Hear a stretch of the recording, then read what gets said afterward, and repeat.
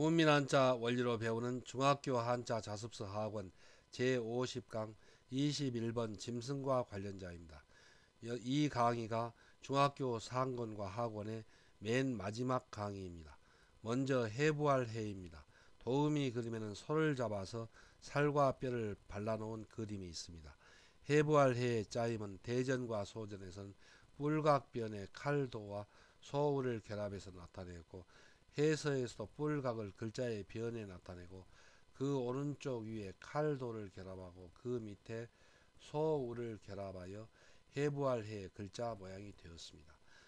자원은 해부할 해는 소를 잡을 때 두 뿔 사이를 쳐서 죽이고 칼로 소의 배를 가르는 것처럼 이를 해부한다는 뜻이며, 보기로 해부가 있고, 해부하듯이 이 푼다 풀이한다는 뜻이며, 보기로 해방과 해답이 있고, 오해를 풀어 삼 화해한다는 뜻이며, 보기로 화해가 있습니다. 훈과 음은 해부할 해, 풀해, 풀이할 해, 화해할 해입니다. 다음은 만날 우입니다.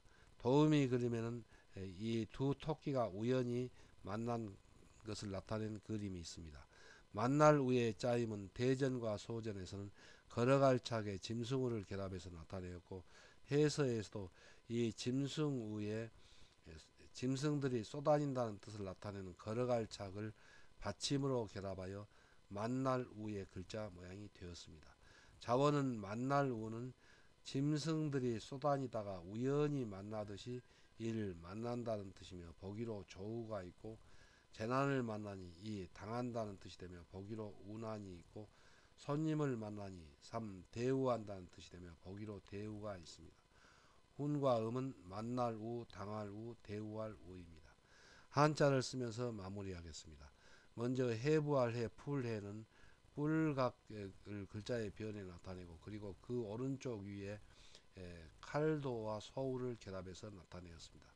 그래서 소를 잡을 때에 두 뿔 사이를 쳐서 죽이고, 그리고 칼로 소의 배를 가르는 것처럼 해부한다는 뜻이며, 또 해부하듯이 어려운 문제를 푼다 풀이한다는 뜻에서 풀해 풀이할 해가 되었습니다. 다음은 만날 우입니다. 만날 우는 짐승 우에 걸어갈 착을 결합해서 나타내었습니다. 그래서 여기서 짐승들이 쏘다니다가 우연히 만난다는 뜻을 나타내서 짐승 우에 걸어갈 착을 결합하여 만날 우의 글자가 되었습니다. 그래서 여기서 이 만날 우는 어떤 계획을 가지고 만나는 것이 아니라 뜻하지 않게 우연히 만난다는 뜻에서 만날 우입니다. 다음은 차례번입니다. 도우미 그림에는 농부가 지나간 발자국이 차례차례 반일하게 나 있는 그림이 있습니다. 차례번의 짜임은 소전에서는 발자국변 밑에 바전을 결합해서 나타내었고, 해서에서도 발자국변을 글자의 위에 나타내고 그 밑에 바전을 결합하여 차례번의 글자 모양이 되었습니다. 자원은 차례번은 농부가 지나간 발자국이 반일항에 차례차례 나 있는 것을 나타내어 일 차례라는 뜻이며, 보기로 번호가 있고, 맞든 일을 차례로 교대하여 이 번든다는 뜻이 되며, 보기로 당번이 있고, 차례차례 헤아린 수가 3 횟수라는 뜻이 되며, 보기로 수번이 있습니다. 훈과 음은 차례번, 번들번, 횟수번입니다. 다음은 가죽피입니다. 도우미 그림에는 짐승의 날가죽을 손으로 벗겨내는 그림이 있습니다. 가죽피의 짜임은 소전에서는 짐승의 생가죽을 손으로 벗겨내는 것을 상행한 글자이고, 해서에서는 이 소전의 글자가 고든 선분으로, 그리고 그 모양을 많이 변형하여 가죽피의 글자 모양이 되었습니다. 자원은 가죽피는 짐승의 생가죽을 손으로 벗겨내는 것을 상형한 글자로 일 가죽 또 날가죽이라는 뜻이며, 보기로 피역이 있고, 짐승의 가죽에 해당하는 여러 가지 이 껍질 또는 거죽이라는 뜻이며, 보기로 과피가 있고 또 표피가 있습니다. 훈과 음은 가죽피, 날가죽피, 껍질피, 거죽피입니다. 한자를 쓰면서 마무리하겠습니다. 먼저 차례번은 발자국변의 뜻을 나타내는 분별할 변을 글자의 위에 나타내고 그 밑에 바전을 결합했습니다. 그래서 농부가 지나간 발자국변, 차례차례 반일항의 바전, 나 있는 것을 나타내어서 차례라는 뜻이 되어서 훈과 음은 차례번입니다. 그리고 또 차례차례 맞든 일을 교대하여 번든다는 뜻에서 번들번이 되었습니다. 다음은 가죽피입니다. 가죽피는 생가죽을 짐승의 생가죽을 손으로 벗겨내는 것을 상행한 글자가 고든 선문으로, 그리고 그 소전의 글자가 많이 변형하여 가죽피의 글자가 되었습니다. 다음은 저편피입니다. 도움이 그러면은 짐승의 몸에서 가죽이 벗겨져 나가 저쪽에 가 있는 것을 나타내었습니다. 저편피의 짜임은 소전에서는 자축거릴 척에 가죽피, 거죽피를 결합해서 나타내었고, 해서에서도 자축거릴 척을 글자의 변에 나타내고 그 오른쪽에 가죽피를 결합하여 저편피의 글자 모양이 되었습니다. 자원은 저편피는 짐승의 몸에서 벗겨져 나가 짐승의 저쪽에 가죽이 있듯이 이쪽과 다른 저쪽이라는 뜻을 나타내어 이를 저편 또는 저희라는 뜻이며 보기로 피자가 있습니다. 훈과 음은 저편피, 저희피입니다. 다음은 물결파입니다. 도우미 그림에는 바다에서 물결이 세차게 치고 있는 그림이 있습니다. 물결파의 짜임은 소전에서는 물수변에 가죽피를 결합해서 나타내었고, 해서에서도 강이나 바닷물이라는 뜻을 나타내는 물수를 글자의 변에 나타내고 그 오른쪽에 거죽이라는 뜻을 나타내는 가죽피를 결합하여 물결파, 파도파의 글자 모양이 되었습니다. 자원은 물결파는 바람이 불면 강물이나 바닷물의 거죽에서 물결이 일어나는 것을 나타내어 물결 또 파도라는 뜻이며 보기로 파도가 있고, 물결이 치듯이 이 흔들린다는 뜻이며 보기로 파동이 있고, 마음이 파도처럼 퍼져나가는 눈빛이라는 뜻이 되며 보기로 추파가 있습니다.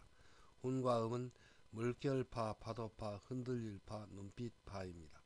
한자를 쓰면서 마무리하겠습니다.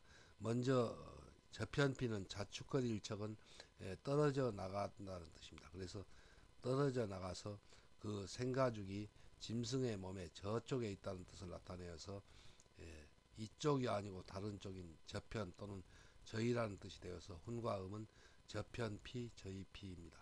다음은 물결파입니다.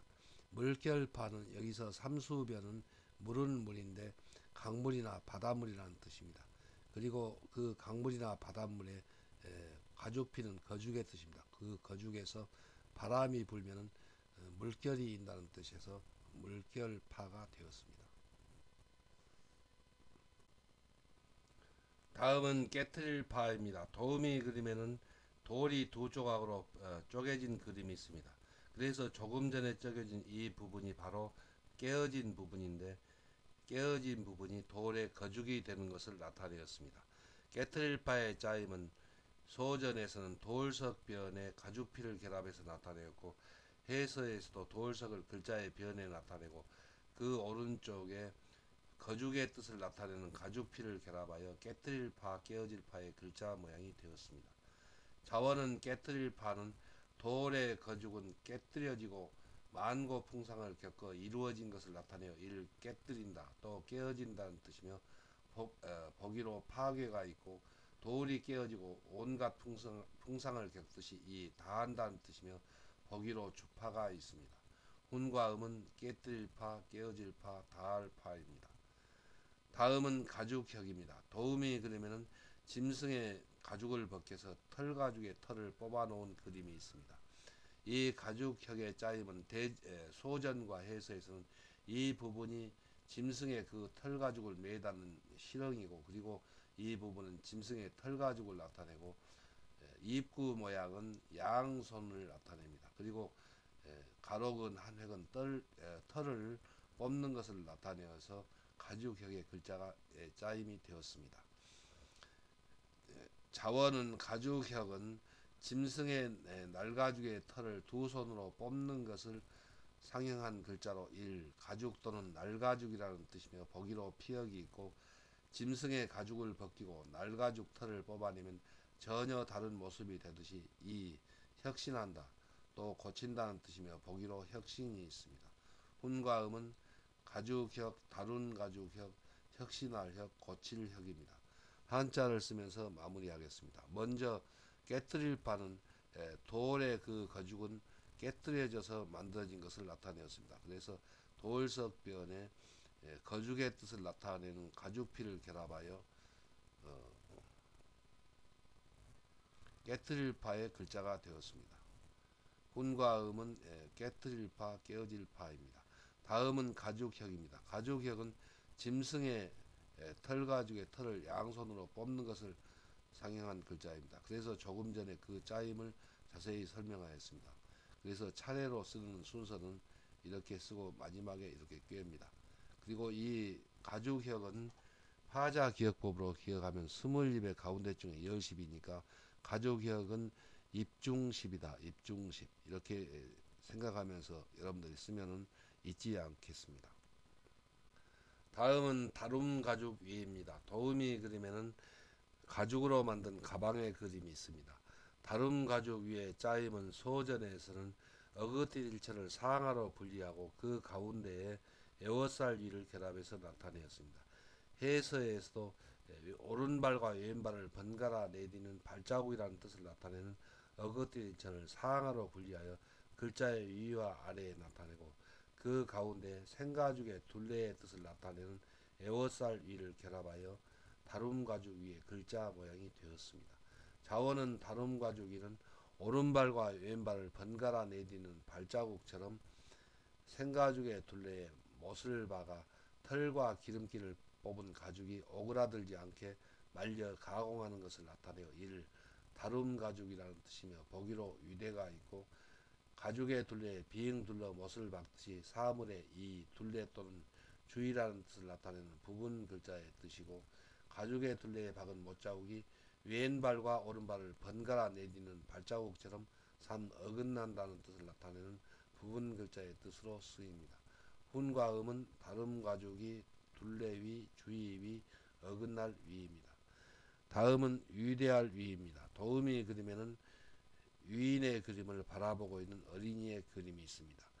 위대할 위의 짜임은 소전에서는 사람인 변에 남다르다는 뜻을 나타내는 어긋날 위, 다룸 가죽 위를 결합해서 나타내고 해서에서도 그대로 사람인을 글자의 변에 나타내고 그 오른쪽에 남다르다는 뜻을 나타내는 다룸 가죽이 어긋날 위를 결합하여 위대할 위의 글자 모양이 되었습니다.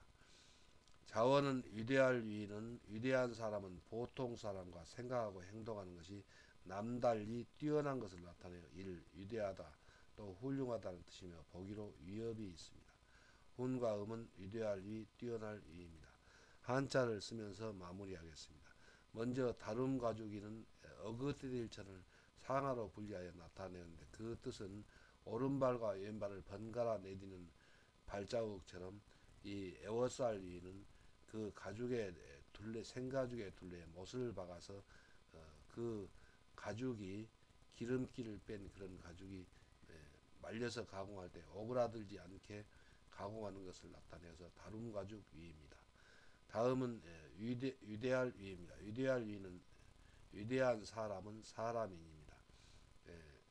여기서 어긋날 위 그리고 남다를 위의 뜻인데 다룸 가죽이가 남다르다는 뜻입니다. 그래서 남다르게 그 생각하고 행동하는 것이 뛰어나다는 뜻을 나타내서 위대할 위의 글자가 되었습니다.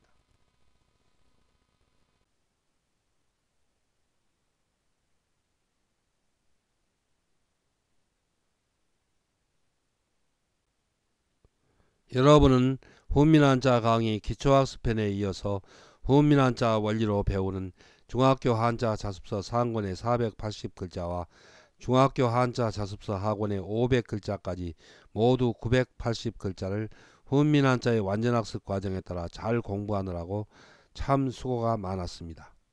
이제 여러분은 우선 중학교 3년 동안 한문 시간에 가벼운 마음으로 선생님의 강의를 듣고 교과서와 노트를 한번 쭉 훑어보는 정도로 항상 한문 시험에서는 만점에 가까운 점수를 받을 것입니다. 이어서 훈민한자 원리로 배우는 고등학교 한자 자습서 상권과 학원의 차례로 훈민한자의 완전학습 과정에 따라 공부하기 바랍니다.